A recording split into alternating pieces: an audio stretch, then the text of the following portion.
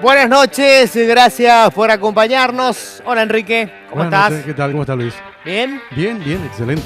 ¿Alguna música especial para la semana? Y vamos a ver de qué hablas hoy, vamos a ir, Va a depender de eso. claro, Bueno, te voy a sorprender entonces. en serio, a ver.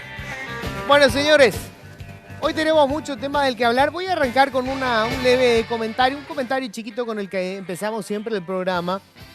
Hoy les quiero hablar de dos figuras que me parece que son importantes. Siempre hablamos de la corrupción y pensamos en la gran corrupción. O sea, cuando hablamos de la corrupción, nosotros pensamos en el corrupto, en ese funcionario de alto rango, en el presidente de la República, en el vicepresidente, el ministro. Pero dejamos de lado esa corrupción de todos los días, que es del pequeño funcionario, a veces nosotros mismos incurrimos en hechos de corrupción y creemos que tiene menos importancia porque es chiquita. Porque sí, no pagué el impuesto, terminé de tomar el café y cuando me dijo querés con boleta o sin boleta, le dije, no, así nomás sin boleta. Y esa es un pequeño acto de corrupción. Cuando eso se suma, a veces tenés una montaña de corrupción. Y en estos casos, chiquitos o grandes, también se da la otra figura, la impunidad. Pero quiero hablar de un caso concreto. Este fin de semana publicamos en el diario Última Hora un caso que se da en el Instituto de Previsión Social. Es un buen ejemplo de lo que te estoy diciendo. El Instituto de Previsión Social tiene 16.000 empleados. De esa cantidad de funcionarios, el 64% el año pasado tuvo algún tipo de licencia por problemas de salud, lo que para el resto de los mortales se conoce como un reposo médico. Uno puede suponer que, bueno, se enfermaron, todos tienen derecho a enfermarse, por supuesto, pero 64% es un porcentaje que no existe en ninguna empresa privada. El promedio de enfermedad del personal de cualquier empresa privada no pasa del 12%. Acá fue el 64%. Pero atendé con estos números que son realmente fabulosos. Son 10.000 los empleados del Instituto de Previsión Social, que son nuestros empleados, porque ellos cobran con el dinero que nosotros aportamos regularmente mes a mes. De los 10.000 que consiguieron algún tipo de reposo, fíjate este dato que es muy importante. Estadísticamente, un trabajador pide en el año más o menos 7 o 8 días de reposo médico. Lo máximo, en promedio, son 15 días. En una empresa privada, cuando un empleado tuvo más de 15 días de reposo, ya empiezan a sospechar. Bueno, resulta que, tengo acá algunos datos que estuve apuntando. En el Instituto de Previsión Social salieron más de 15 días, 10.000 trabajadores. Más de 15 días, 10.000 trabajadores.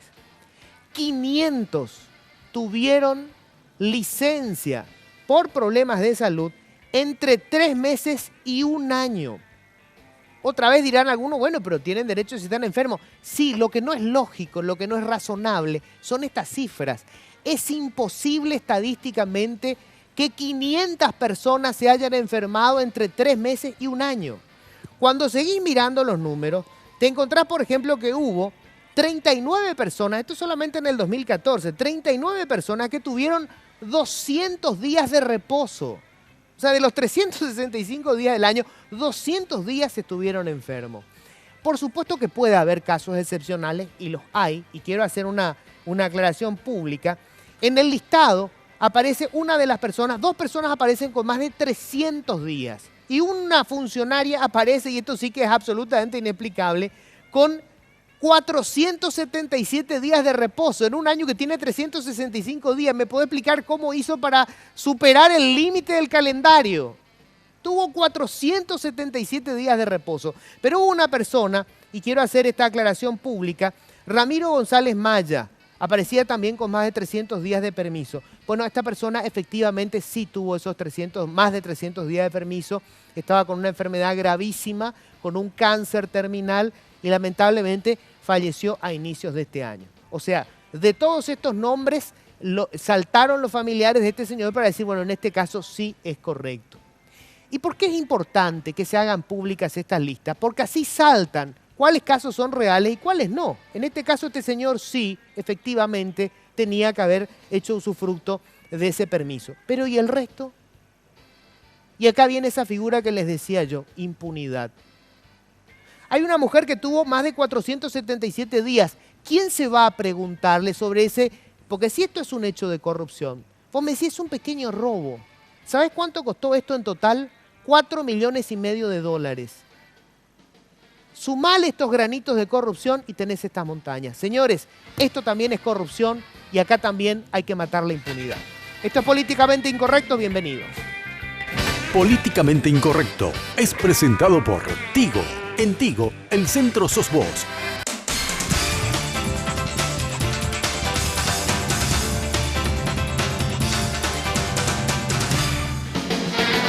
Bueno, y vamos a arrancar con nuestro picado de noticias. Ya los voy saludando. Señor Adrián Gativelli, ¿cómo le va? Ha Por tomado favor. distancia como la escuela. Me encanta, ¿eh? Porque estábamos- Toto González, ¿cómo le va? ¿Cómo le va, Por señor? favor. Les encanta a ellos esta parte del protocolo. está? Que les saludo Claro. como si no nos hubiéramos visto toda la mañana de mierda, Placer. pero Y bueno. no nos la fuéramos audiencia. a ver dentro de unas Estuvimos, pocas horas. en fin. Pero bueno, Gracias por la invitación, Luis. Fue Muy un amable, placer, sé que tenés Toto. dos panelistas que están Fue un esperando placer. ahí del otro Sí, lado. tenía como 15 personas, pero ninguna vino, así que te Sí, invitamos, no, es Toto. un placer, Luis, que me tengas ¿Eh? en cuenta. Siempre- Después de 15, No es poca cosa si hacer la... 15 te dicen que no podrías levantar el programa, pero aún así me No. elegiste. Claro, ser el número 16 no es poca no, cosa, no es Toto. poca cosa. Bueno, hacemos un picado de noticias rápidamente. claro que Gativelli, sí, por vamos a favor. hablar hoy de un par de temas. Uno es la reelección indefinida de Evo Morales, que otro ya vecino. quiere quedarse hasta, bueno, Se acomodó, el indio Evo claro, dijo, o estoy sea, él cómodo, está me quiero quedar. desde enero de 2006, él dice que no va a mover un dedo. No es él, la gente. La gente Claro. se lo pide, entonces... Es una frase muy original. muy ¿eh? original. Si el pueblo pide... Todo, como decía mi general, dentro de la ley. Claro. Sí, Por supuesto. Y lo que no, pues, todo dentro de lo que la ley ordena. ¿Evo lleva cuánto tiempo? Evo asumió en enero de 2006, o sea, en enero va a cumplir 10 años. 10 ya. años en el poder. Sí, pero él quiere, bueno, los sectores sociales que lo apoyan, quiere que se quede hasta el 2025.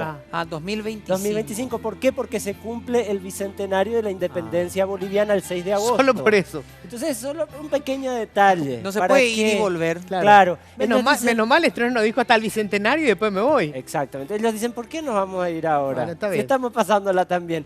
No, en realidad el debate es cuando uno se perpetúa en el poder, independientemente si es de izquierda o es de derecha, no está bien. No le hace bien a la democracia. No, y encima siempre saltan después los casos de corrupción. Totalmente. Ahí está, hoy está Lula en el país, ¿verdad? Sí. Todo el mundo todavía aplaude porque lo que ocurrió, digamos, de que sacó una cantidad de brasileños de la pobreza, pero hoy la corrupción está enlodando su imagen. Y yo, ahora a que hablas de Lula, yo pensaba qué triste es el poder cuando te abandona, ¿verdad? Sí. Porque antes él se reunía con quienes Claro. él quería.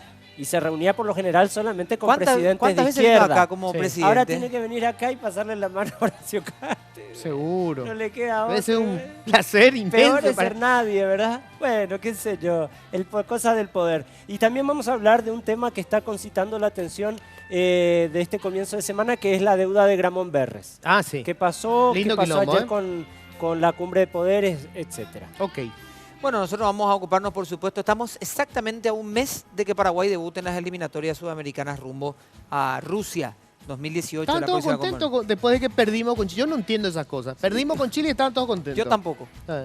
No sé por qué Qué está- bien, perdimos Sí. solamente 3-2. O sea, hay Ah, cosas interesantes. Y porque bueno, era- hoy mencionaban, por ejemplo, bueno, es el campeón de la Copa América, decían algunos. Y bueno, por ser el campeón, entonces da gusto no perder por tanto. Qué ¿verdad? gusto que nos ganen. Imagínate, Argentina, que fue vicecampeón, nos metió 5 o 6. O sea, si nos aquel ganaba episodio. Alemania 10-0, estaba todo bien. Pero si a Brasil le Claro. ganó 7-1, porque no a nosotros? Imagínate, Paraguay. O sea, nos Claro. ganaba 6-1, estaba súper bien porque a Brasil le ganó 7. Exacto. Ah, ¿Sabes cuánto van a increíble. costar las entradas para el partido Paraguay-Argentina aquí en Asunción el 13? ¿Cuánto? Yo tampoco sé, así que vamos a tratar de investigar Ah, el día de hoy y lo vamos, Qué lindo, sí. lo vamos a hablar, porque Canta. mañana se Él van a solo dar me las acerca- decisión, Solo claro. me acerca información a Es la que mesa. mañana se van a dar los precios de las entradas Ah. y nosotros vamos a tratar de descubrirlo eso el día Bueno. de hoy. El servicio de inteligencia está trabajando. Toto, Cerro ¿vos sabés si Porteño vas a estar ganó. el próximo martes? No. Yo tampoco, Y ¿eh? bueno, y sí. Tengo mis dudas ya. Cerro Porteño ganó, le ganó a Sportivo Luqueño y está a un punto de Olimpia con un partido menos. Podría ser el próximo puntero del O sea, campeonato.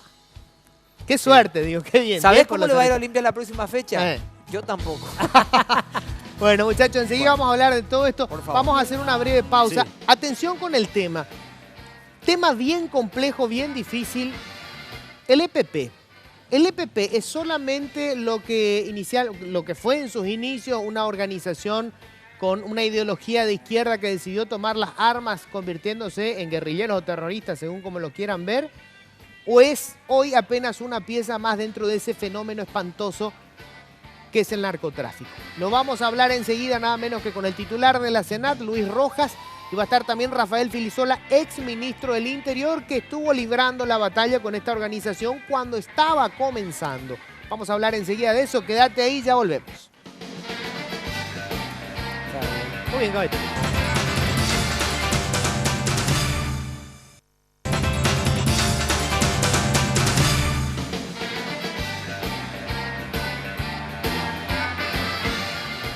Bueno, ya estamos con nuestros invitados. Luis Rojas, ¿qué tal, Luis? ¿Cómo estás? Gracias por venir. A las órdenes, Luis. Un placer. Luis Rojas, titular de la Senat. Señor Rafael Filisola, ¿cómo estás, Rafael? Un gusto estar contigo, con el ministro secretario, con la audiencia.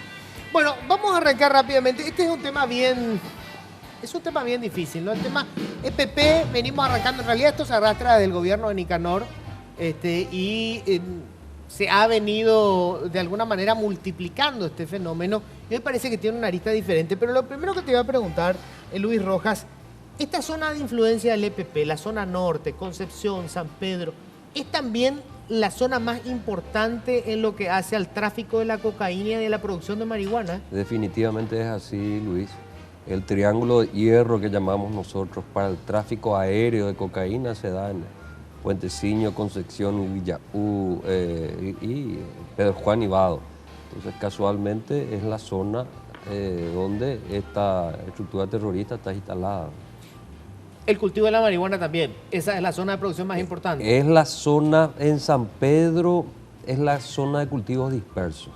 La mayor concentración se da en el departamento de Amambay, poco arriba de Canindiyú, y un poco es la zona de mayor concentración, pero en la zona de San Pedro y Concepción se da la particularidad de que tenemos parcelas de marihuana propiedad de pequeñas estructuras de campesinos, ¿verdad? Es un poco la diferencia a las otras zonas tradicionales donde la marihuana está industrializada. Es una producción industrial, digamos. O sea, esto es artesanal, digamos, en esta zona. De alguna manera. Ahora, ¿y eso mueve cuánta plata? Alguna vez hablamos y me decía, vos solamente con el cultivo de la marihuana en esa zona podíamos hablar hasta de 900 millones de dólares por año. Totalmente. Si calculamos, de vuelta tengo que reconocer la falta de datos científicos, Sí. pero la experiencia de alguna manera ayuda a tener una noción.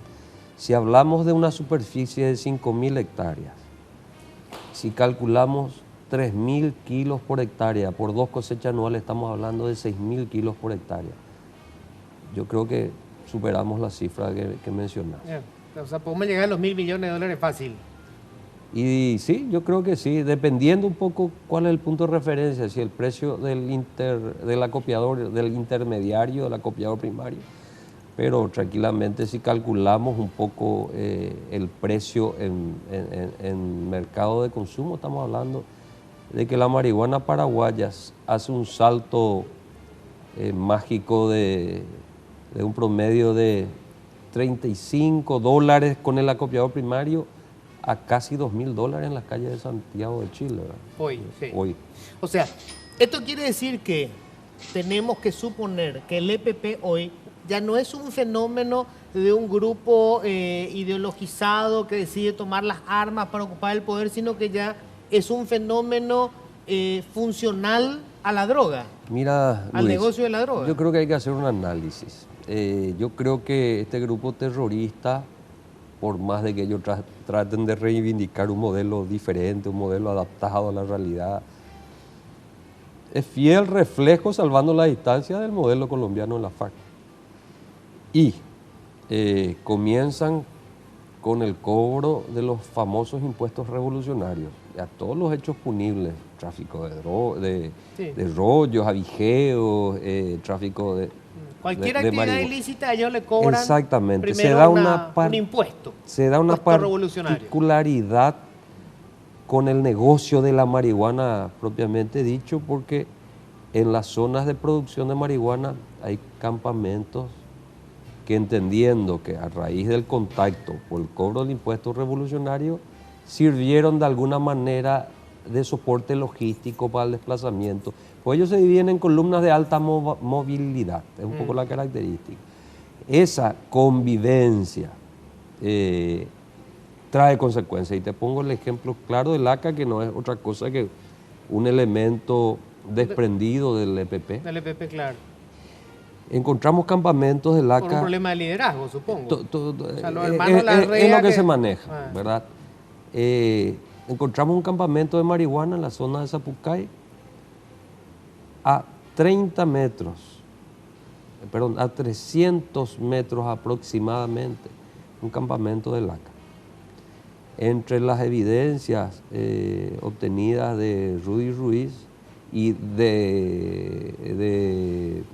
Cara Larrea abatido, se encontraron listados y fotos.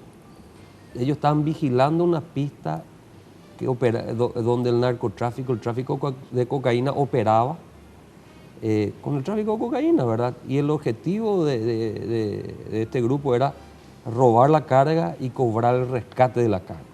O sea, estamos hablando que a raíz de la del contacto, sea para el cobro de impuestos, hay una suerte de conocimiento de la actividad para, repitiendo el modelo colombiano, comenzar a formar parte.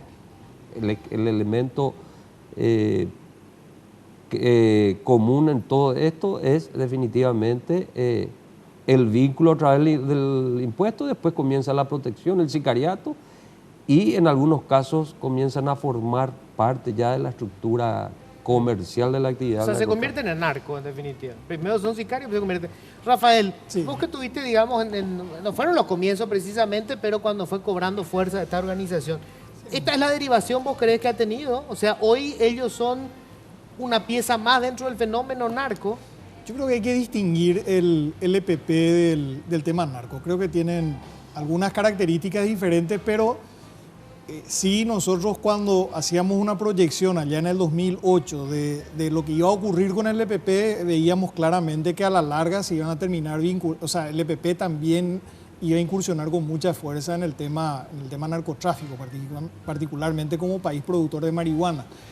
Y no es tampoco algo nuevo porque, por ejemplo, en el 2005, cuando hay que recordar que el EPP fue entrenado, o sea, el grupo primario del EPP Sí. fue entrenado por la FARC. Por ejemplo, la inteligencia de Colombia, por ejemplo, compartió una información con nosotros que allá por el 2005, a lo mejor el doctor Roja ha de conocer esa información, allá por el 2005 hubo una operación donde Paraguay fue país de tránsito de cocaína para Europa, y de Europa vino otra vez vía Paraguay un cargamento de armas para la FARC. En los archivos de la computadora de Raúl Reyes, en la correspondencia que tenía la FARC con el EPP, por ejemplo, ellos hablan de 300.000, creo que eran $300.000 que se les debía. Todo ¿Al estimaba, EPP le debían ellos? que el EPP le debía a la FARC.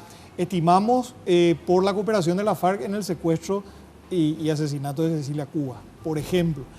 Y hay mucha documentación que habla del EPP ya de mucho tiempo atrás, que habla de determinados negocios, tanto con referente de la FARC como también fuera de esa vinculación ya de la FARC, porque esa vinculación con la FARC en algún momento aparentemente se corta, yo por lo menos no sé en este momento si seguirá o no, pero aparentemente en algún momento se corta. Pero sí ellos hablan de algunos negocios de alto rendimiento donde uno ve la inversión y el rendimiento y se da cuenta que no puede ser en ningún caso una actividad lícita. O sea, te estoy hablando ya de hechos que vienen del 2005. Y hablo de Colombia porque la gente dice, bueno, pero ¿por qué Colombia? Y bueno, vos analizás el conflicto colombiano y el proceso de conversaciones o los procesos de conversaciones que han habido. Y todo ese conflicto colombiano es imposible comprender si no mirás el factor dinero que se genera por el tráfico, la producción y tráfico de cocaína. Claro. Es imposible. No, claro. De hecho, insisto con esto porque quiero ir después a cómo enfrentamos este fenómeno. O sea, vos tenés primero una organización Sí. criminal, o sea, una organización ideológicamente definida que considera que la forma de llegar al poder es a través de las armas. Claro. Hemos tenido guerrilla a lo largo de la historia en América Latina. Digamos que nosotros, como todo nos llega tarde, nos llegó tarde esto. Ok. Claro. Pero este grupo comienza primero con estos golpes, que son también lo que han tenido en otra parte del continente, los secuestros, etcétera. Pero cuando entra con el negocio de la droga, estamos hablando de un negocio fabuloso, que genera, hablábamos ahí, $1.000 millones. Entonces, necesariamente se convierte en un fenómeno distinto, porque la pregunta es, ¿siguen ellos pretendiendo? Sumarle el tráfico de la cocaína, que viene la cocaína de Bolivia a través de Paraguay. Digamos que toda la actividad ilícita que hay en la zona, porque ahí entra el rollo tráfico, el sicariato, lavijeo, todo. Ahora, la pregunta es, hoy esta organización sigue siendo una organización con un objetivo político, entre comillas, o ya solamente, digamos, es un grupo criminal que se dedica a hacer dinero. Yo particularmente, Luis, doctor Filisola, yo tengo una apreciación particular. Yo creo que el origen sí es ideológico, filosófico y todo, si querés decirlo, pero el contacto con la criminalidad realmente desvirtúa ese origen revolucionario propiamente dicho y se convierte en un mecanismo de generar dinero donde el soldado terrorista, el soldado guerrillero, como es asalariado, recibe su parte. Entonces, ahí está la gran preocupación y hay que entender un poco lo que es el negocio de la marihuana y lo que es el negocio del tráfico de cocaína. Paraguay está al lado del mayor consumidor del mundo de pasta base, que es Brasil, 1 tonelada al día. Paraguay está al lado del segundo mayor productor del mundo de pasta base, que es Bolivia.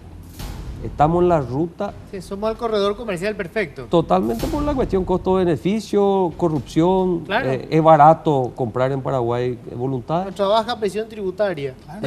Totalmente. Entonces, ese flujo importantísimo del volumen de pasta base, sobre todo, es manejado por estructuras que están vinculadas a grupos armados del Brasil como Comando Vermelho y Primer Comando Capital. Si bien no son grupos ideológicos, son grupos armados. De Bolivia, aparte de pasta base, ingresa armamento para las favelas del Brasil, para esos grupos armados. Estamos hablando de lanzacohetes descartables. Estamos hablando de cuando Bolivia sustituye por el AK-47 facilitado por Venezuela, sustituyen los M16A2, los Galir, los Steyr. Casualmente el narcotráfico comienza a surtirse de ese tipo de armamentos y aparecen en los grupos armados del Brasil. ¿Las armas vienen de Brasil, de Bolivia? Las armas vienen acompañando los cargamentos de pasta base. Cuando el avión tiene la facilidad, la capacidad de carga suficiente. Entonces, hemos detectado claramente que una fuente de provisionamiento de armas para estos grupos armados es el mismo utilizado por el narcotráfico. Entonces, creamos una ruta comercial que sirve para la droga, la pasta base, las armas, entre este mercado proveedor de materia de insumo, que es Bolivia, y este mercado consumidor, que es Brasil. Y le estamos llevando químicos a Bolivia y estamos cambiando marihuana por pasta base para aumentar la rentabilidad del negocio. Y en este corredor, hoy, como un operador nuevo, aparece el EPP. Así mismo, el EPP es la zona de confort del EPP. Y hay que analizar también desapasionadamente estoy convencido de que la presencia del EPP y las vinculaciones con el narcotráfico favorece a un sector del narcotráfico. Perjudica enormemente a otro sector del narcotráfico, ya que detrás de las operaciones del EPP están las fuerzas de seguridad, complicando el negocio y generando una suerte de conflicto entre estructuras del crimen organizado a favor o vinculados al grupo terrorista o no vinculados. Rafael, siempre se habla de que obviamente esto se produce también porque hay una ausencia del Estado. Claro. Y esta frase, ¿verdad? El Estado no existe, la gente está abandonada. Entonces, el que tiene plata es el que consigue el apoyo de la gente. O sea, plata para comprar medicamentos, plata para comprar alimentos, plata para lo que sea, plata. Claro. El Estado ahora supuestamente está teniendo mayor presencia, se inauguraron casas, etcétera. Me decía alguna gente que está en la estructura de seguridad que hay un error estratégico en esto. ¿Por qué? Porque resulta que en los lugares donde presiona el EPP, ahí está el Estado, pero no están los otros lugares en donde no hay violencia. Entonces, ¿qué pasa? La sensación que le queda a la gente es que donde el EPP jode, ellos terminan siendo beneficiados. Por lo tanto, la presencia del Estado se convierte en un poroto para el EPP y no para el Estado. Claro, pero aparte hay que analizar. Bueno, el tema del EPP, ACA y otros grupos que pueden ir apareciendo tienen sus particularidades, pero aparte hay que analizar el tema del narcotráfico como tal, porque hay demasiado dinero de por medio. Entonces, cuando hablamos del narcotráfico, hablamos de un negocio de aproximadamente, a nivel mundial, ¿verdad? Aproximadamente 400 mil millones de dólares. O sea, uno no hay negocio en el mundo de ese uno volumen. piensa en esa cantidad de dinero y dice, bueno, ¿dónde entra? Bueno, y cuando hablamos de la cocaína y la marihuana, la cocaína se produce totalmente, me va a corregir el ministro, totalmente se produce entre Perú, Bolivia y Colombia. Toda la cocaína que se consume en el mundo. Y Paraguay está entre los cuatro principales productores de marihuana del mundo, 6.000 hectáreas de cultivo de marihuana, 2 o más cosechas al año probablemente. Entonces, cuando una actividad ilícita mueve tanto dinero, bueno, lo primero es, uno se plantea, el presupuesto de la Senat, ¿cuánto es? 10 millones de dólares. El presupuesto de la Senat es 10 millones de dólares. El presupuesto de la CEPRELAT, 2 millones de dólares. ¿Y eso qué es? Un cargamento de... No, te un pequeño cargamento de nada. Entonces acá hay un gran debate que en Paraguay no lo estamos teniendo todavía, que es la forma de enfrentar. Y se está discutiendo en el mundo, ¿verdad? Se está discutiendo en el mundo. En Paraguay no estamos enfrentando, evidentemente no se pueden permitir grupos criminales que impunemente estén haciendo lo que hacen los grupos de narcotraficantes. Pero hay un debate que tenemos que tener, y te doy nada más que estaba mirando los números del último anuario de Naciones Unidas sobre el tema de la droga. Y efectivamente no ha habido una disminución en cuanto a la producción y a la comercialización. O sea, puede bajar de repente, por ejemplo, baja la cocaína en Colombia, por ejemplo, bajado muchísimo la cocaína. Pero sube en otro lado. Y suben otro tipo de droga. Entonces hay un gran debate, y nosotros como país productor y país de tránsito estamos pagando el costo de ese gran negocio. Vamos a hablar de eso, porque un tema obviamente es, bueno, hay que legalizar el negocio para que muera como gran negocio, para que deje de ser rentable. Podemos hacerlo nosotros, ¿verdad? Que somos apenas el corredor. ¿Qué puede hacer un corredor con el mercado y el productor? Pero bueno, vamos a hablar de todo eso. Brevísima pausa, ya volvemos.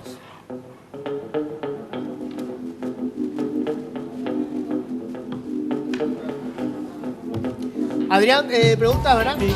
¿Tonto? Ahora entramos con...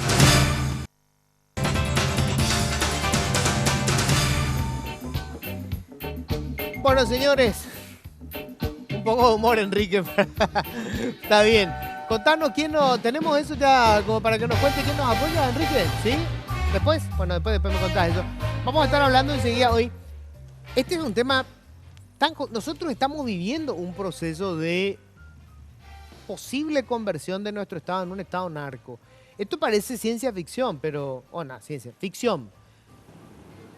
En México también les parecía que era ficción. Un estado mucho más grande que el nuestro, que hoy está de rodillas en una guerra que no acaba nunca y ha tenido ya más de 2.000 víctimas civiles en lo que va de esa lucha.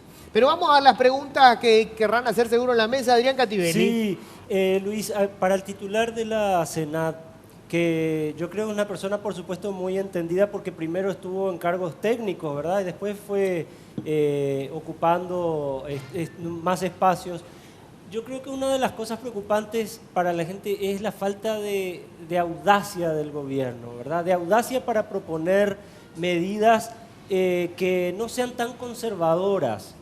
Por ejemplo, desde luego tenemos radares, tenemos interdicción de vuelos. Ahora hace poco en Ecuador se propuso el derribamiento de las aeronaves que no son reconocidas, se la tira abajo, ¿verdad? ¿Por qué no se puede hacer?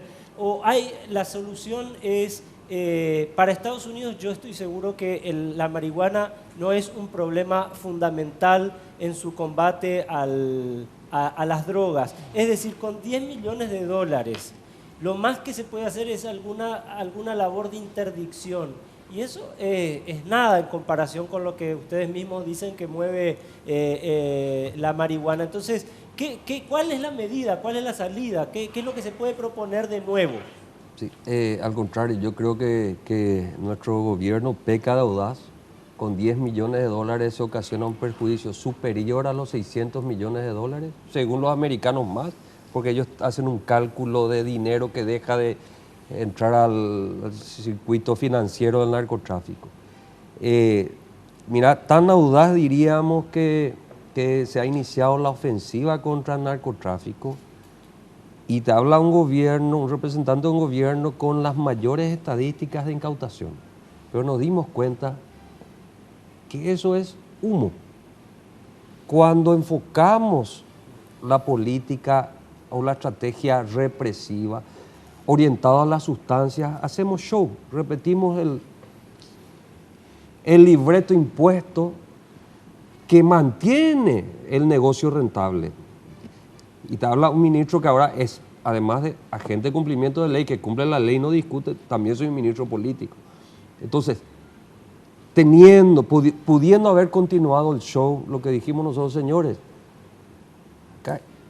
estas cifras indican que la situación del problema es más complicada de lo que creíamos, y que implicaba, ante lo que dijiste, Luis, doctor Filisola, que implicaba el definir el modelo que queríamos como Estado, continuar el show y parecernos no al México querido, sino al narco México, o decir, señores, hay que replantear todo. El narcotráfico es negocio.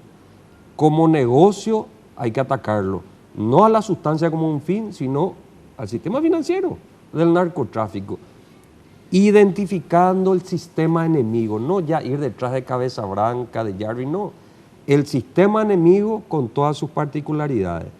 Esa ofensiva trae un costo político altísimo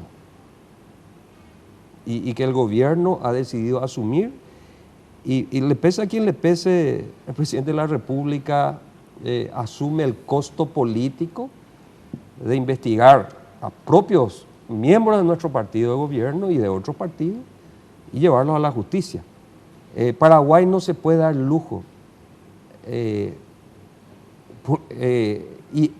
para especular. Hay que sincerar la realidad, hablar de narcopolítica, hablar de corrupción interna y trabajar en las medidas para salir de esa situación. Pero ¿cómo atacás el negocio? Porque, a ver, está bien, se hace un show también, esto formó parte del show, ¿verdad? Claro. Hicimos un escándalo con la narcopolítica, estos son para los parlamentarios, los escrachamos un tiempo, pero después vino otro escándalo y se olvidó. Se instaló el debate, Luis.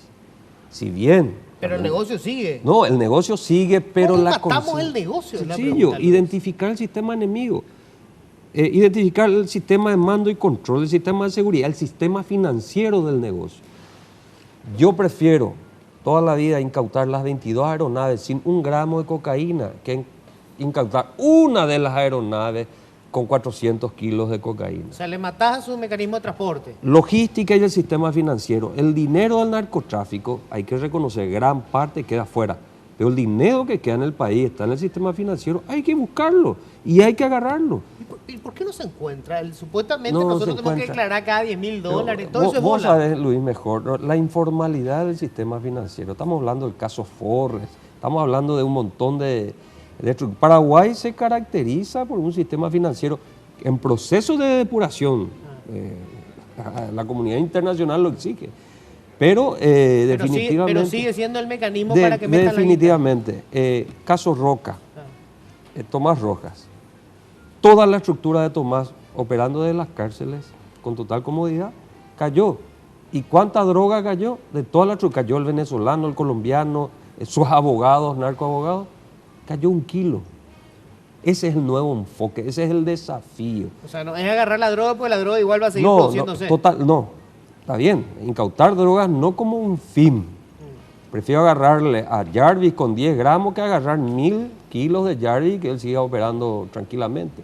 Ese enfoque trae consigo un montón de cosas, el cambio del chip, el cambio del perfil, el reconocimiento de la situación país y hacerlo públicamente. Y este es el discurso internacional, este es el discurso con que nos presentamos en OLEA, en todas las conferencias internacionales. Ahora, te voy a preguntar enseguida lo que hoy es el gran debate, ¿verdad? Sobre el tema de la legalización, pero ante Toto... Es lo siguiente, cuando comenzaba el tema de PP se hablaba de una cuestión más revolucionaria que delictiva. Hoy parece que se va acortando la brecha y hay una vinculación ya más que evidente con el tema.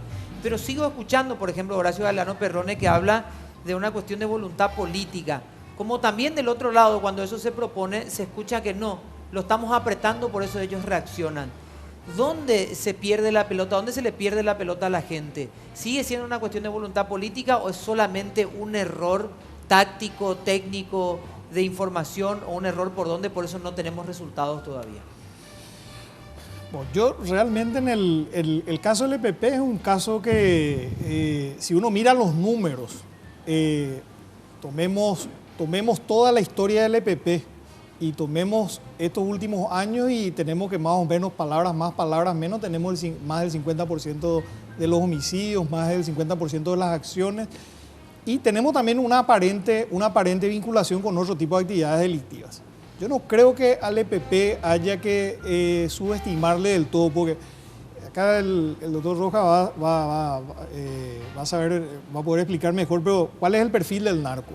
El narco trata de pasar lo más desapercibido posible. Para el narco el tema es un negocio. Es más, está dentro de sus presupuestos irse a la cárcel, pero salir lo antes posible con buenos abogados. Y usan la violencia en la medida que necesitan la violencia. El EPP es otro fenómeno. Yo no descarto todavía, y en un país como este, fíjense, estos días dieron los números de la Fuerza de Tarea Conjunta, 600 efectivos. Fidel Castro tomó el poder en Cuba con 500 efectivos. Nosotros tenemos serias deficiencias en materia de fuerzas públicas. Estaban hablando recién, escuché en algún lado del tema de los soldados profesionales y qué sé yo. Nuestras fuerzas públicas están preparadas para un crecimiento exponencial del EPP. El EPP se está preparando económicamente. ¿Qué es lo que está haciendo el EPP? Se está fondeando económicamente en un lugar donde hay mucha pobreza, donde la gente se va y se ofrece. De una forma ve el tema del EPP, el tráfico de drogas, lo que sea, como una oportunidad. Claro. Entonces, se están juntando una serie de elementos. Ahora, de todas maneras, hay tanto dinero que mueve el tema del narcotráfico, el tema que tarde o temprano, más temprano que tarde, nos puede ocurrir lo que ocurrió en México en algún momento determinado, que la situación se descontroló. Ese es el riesgo que nosotros tenemos por delante y tenemos que ver muy bien cómo enfrentar el fenómeno. Ahora, ahí hay una cuestión, me queda poco tiempo, quiero desarrollar dos cosas. Uno, yo no veo un liderazgo político en el combate al EPP. O sea, a ver, hoy tenemos un ministro de Defensa que ni siquiera está en la cadena de mando y que no veo que tenga ninguna influencia en las decisiones que se vayan a tomar. Un ministro del Interior que liga todos los palos porque le corresponde políticamente porque es el ministro del Interior, pero él no tiene ningún nivel de decisión en la Fuerza de Tarea Conjunta, porque es un militar el que está al frente. El único que le puede dar orden es el presidente de la República. Y además están todas esas otras actividades que hay que hacer para matar el escenario propicio para el EPP, que tiene que ver con las acciones del Estado, donde tampoco tiene nada que ver el ministro del Interior. Entonces la pregunta es, ¿quién tiene la conducción política del combate al EPP? Y yo no veo una conducción política porque supuestamente la cadena de mando es el presidente de la República y el jefe de la Fuerza de Tarea Conjunta. Ahora, un presidente de la República no puede estar inmediatamente abocado a una cuestión tan puntual como es el EPP. O sea, para eso tiene que haber un cargo, es más, tiene que haber una cuestión alguien, inclusive política, tiene que haber un fusible, tiene que haber un ministro. Tampoco el coronel. Tampoco el coronel. Porque el coronel se habla mucho de cuestiones militares, pero ahí hay una cuestión yo creo que debería estar, porque es un tema de seguridad interna, y un tema civil, debería estar el Ministerio del Interior. Creo que también debería tener el apoyo de las demás, de los demás organismos. O sea, no se puede combatir, pero tiene que haber un liderazgo civil y un liderazgo operativo. Creo que ahí es donde se está fallando. Eso no existe hoy. Pero quiero ir otra vez al tema, porque nosotros agarramos y miramos el tema del narcotráfico. Fíjate vos, para hablar en cifras a nivel mundial, las muertes debidas al consumo de drogas están, vamos a decir, bueno, el problema de las drogas, ¿verdad? En las últimas estadísticas tenemos unos 240 y pico consumidores, 240 y pico millones de consumidores, de los cuales los problemáticos son 30 millones de consumidores. De eso la mitad usa inyectables, de eso más o menos 1.700.000 tienen problemas vinculados con el HIV. Pero la mortalidad en realidad más o menos llega a, qué sé yo, acá me va a corregir el ministro, menos de 200.000 anuales. Sí. La mortalidad por el consumo del alcohol, que es una droga lícita, supera 2 millones y pico anuales. No. Entonces, acá tiene que, o sea, Paraguay tiene que entrar en un debate, no sé, en Estados Unidos el debate cambió radicalmente con relación a la marihuana puntual. Es más, sin dejar de discutir, hay varios estados que ya están legalizando Paraguay no puede, como Paraguay es país productor de marihuana, Paraguay no puede unilateralmente tomar una decisión, porque nuestro mercado está en Brasil, y mientras en Brasil o en Chile o en la región, porque nosotros la abastecemos a la región, somos el cuarto productor de la región, mientras en la región sea ilegal, entonces igual va a seguir siendo una actividad ilícita, vamos a seguir teniéndole al PCC, al Comando Vermelho, y va a seguir siendo una actividad multimillonaria. Entonces, realmente acá Paraguay debería liderar, como Paraguay abastece a la región de marihuana y es un lugar de tránsito de cocaína. Paraguay debería liderar un debate regional sobre un nuevo enfoque, así como en el mundo se está discutiendo. Claro. Esa guerra contra las drogas, que en algún momento, a partir de, qué sé yo, de los 60, fue la bandera, bueno, en Estados Unidos la mitad de los estados está legalizada la marihuana. Claro, esto arrancó en los 80, en realidad, la gran guerra de Estados Unidos contra la... Pero, ¿cuál es tu opinión? Nosotros somos conscientes absolutamente de eso. Primero quiero dejar la postura clara. Es ilegal y la ley no se discute, se la cumple. Claro. Pero en la función política del Senado, nosotros no solo vamos a participar del debate, sino que vamos a liderar el debate. Creamos el Centro de Investigación sobre Cannabis, espera ya el decreto, está en la mesa del señor presidente. Este va a ser un centro que va a liderar, va a copiar toda la información disponible y a través del proceso y método científico vamos a comenzar a desarrollar esta realidad del cannabis. Hay convenios con laboratorios italianos, hay convenios con iniciativas privadas. Obviamente necesitamos el marco jurídico que aperture esa posibilidad. Un dato nomás, estamos más que convencidos del narcotráfico de negocio. Estamos más que convencidos que el consumidor es un enfermo que necesita tratamiento, no es un criminal. A partir de ahí tenemos la siguiente realidad. Cualquier alternativa que solamente abarque un punto del problema complejo que es el de la droga va a fracasar. El tema de la legalización.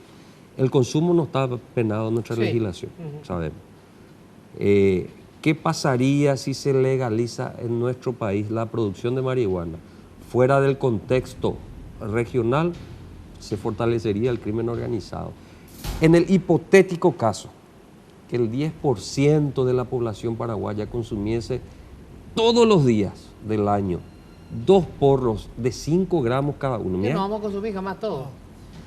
Necesitaríamos para abastecer el mercado de consumo interno de marihuana 540 hectáreas.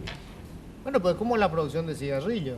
¿Sí? Lo que producimos de cigarrillo, que ha permitido al señor Carter llegar a la presidencia de la República, se consume en Brasil, no acá. Bueno, ahí tropezamos con ese problema fuera del contexto. O sea, hoy en Paraguay, y una realidad, las políticas represivas no han conseguido limitar el acceso libre a la marihuana. Pero en el mundo. Sí. Te puede bajar la cocaína en Colombia, pero sube la producción en Perú. Sí, no, totalmente. Circunscribiendo nomás a nuestra realidad. Claro. Cualquiera que quiere fumar marihuana lo hace y lo consigue en cualquier lado a un costo de 2.500 guaraníes. El mercado interno no es rentable para el negocio de la marihuana. Claro. Es el negocio es llegar a Europa. Nuestra marihuana queda en la Ni siquiera en región. Europa. A Brasil. Brasil 80% y Chile. el resto a los mercados de Chile, la MEC. Sí. Entonces, para debatir con seriedad, Tenemos que hacerlo a nivel regional.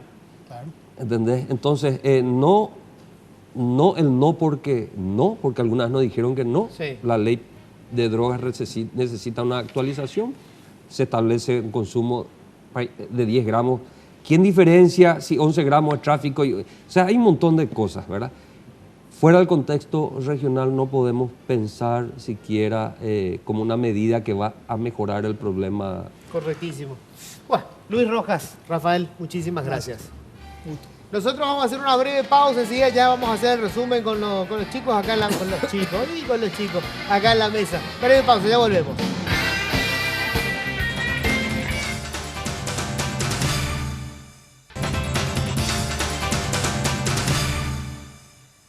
Bueno, vamos rápidamente con el señor Enrique. ¿Quién nos respalda, Enrique? Bueno, estamos respaldados por Tigo, así que vamos a hablar un poco de Tigo. Ahora, con los nuevos planes en libre de Tigo, puedes hablar y navegar sin preocuparte por las recargas, con notificaciones permanentes para controlar lo que consumís y con una nueva factura fácil de entender. Envía sin costo la palabra libre al 458 y nos comunicamos contigo. Creamos un mundo nuevo postpago porque en Tigo el centro sos vos.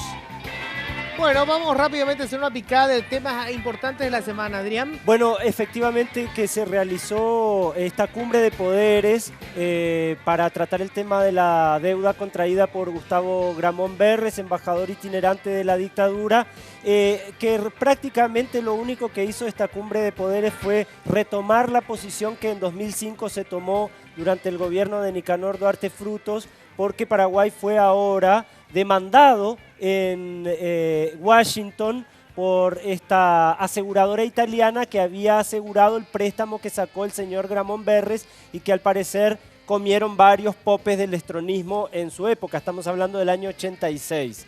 Pero claro, lo que muchos se preguntan es ¿qué hizo Paraguay entre 2005 y 2010? Esa es la pregunta que se va a hacer el juez en Washington. ¿Por qué Paraguay no llevó a Suiza a la Corte Internacional de Justicia en La Haya para reclamarle el fallo del Supremo Tribunal Suizo, según el cual había una apariencia de legalidad que comprometía al Estado paraguayo? Ahora, bueno, van a contratar abogados en Washington para defender al gobierno, pero veremos qué es lo que se puede hacer después de 10 años de desidia por gobiernos, tanto del de Nicanor como los que le siguieron hasta el de Horacio Cartes. Bueno, Toto.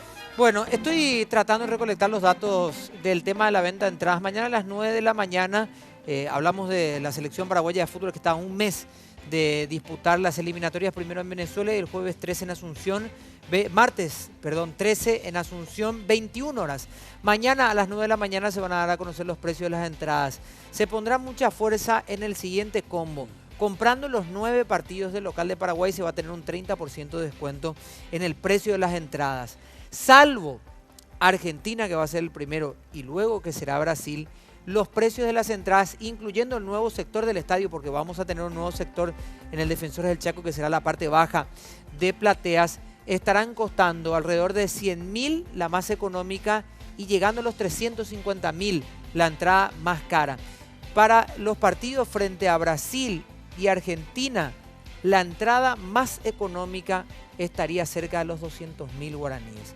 Esos son los precios que se manejan y ustedes se imaginarán, la más cara estará llegando cerca de los 500.000 guaraníes. Hablamos para el sector preferencial. Pero mañana, 9 de la mañana, se darán a conocer oficialmente los precios de las entradas, pero si todo sale bien, mañana en Va con Onda por Radio Monumental tenemos los precios de las entradas antes de las 9 de la mañana. Bueno, genial. Me queda un minutito, así que quiero hablar un poco de lo que fue la charla. ¿Cuál es Yo tu creo opinión que, de mira, para mí hay un conservadurismo del gobierno en cuanto a la forma de abordar la situación, porque como dijo el ministro Luis Rojas, el debate se instaló sobre el tema del narcotráfico y el poder del narcotráfico y el EPP en la zona norte del país, que prácticamente dominan 4 departamentos. No, señor Luis Rojas, el debate lo instaló la muerte de Pablo Medina. Si Pablo Medina no era asesinado, no había ningún debate sobre la narcopolítica.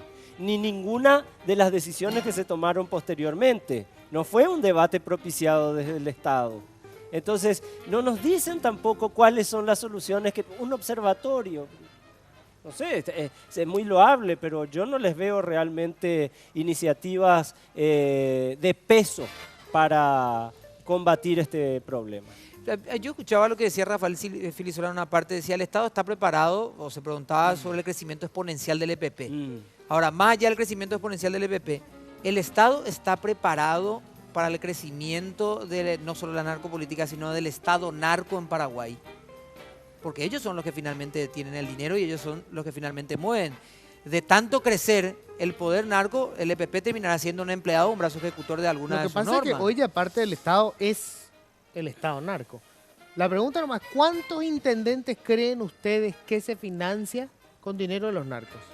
Sobre todo en todas esas zonas, no solamente en las zonas de influencia, ojo. Claro. ¿Cuántos parlamentarios tenemos hoy que tuvieron financiamiento de esos grupos? Magdaleno Silva formó parte del Parlamento hasta que finalmente terminó ¿Y muriendo. magistrados? ¿Cuántos jueces? ¿Cuántos jueces? ¿Cuántos fiscales? ¿Cuántos cayó? Salvo Claro. que es supuestamente el autor intelectual de la muerte de Pablo Medina, pero de los popes de los departamentos, de los que mandan en los departamentos, ¿cuántos hay procesados? ¿Cuántos jueces separados de los cargos? El mismo Chicharro estaba en la lista del Parlamento. Claro, y estuvo en Palacio, estuvo en Puro Villaroga. Villaroga. Bueno, señores, se nos fue el tiempo, hasta acá llegamos. Gracias por habernos acompañado. Nos encontramos el próximo martes. Políticamente Incorrecto fue presentado por Tigo. En Tigo, el centro sos vos.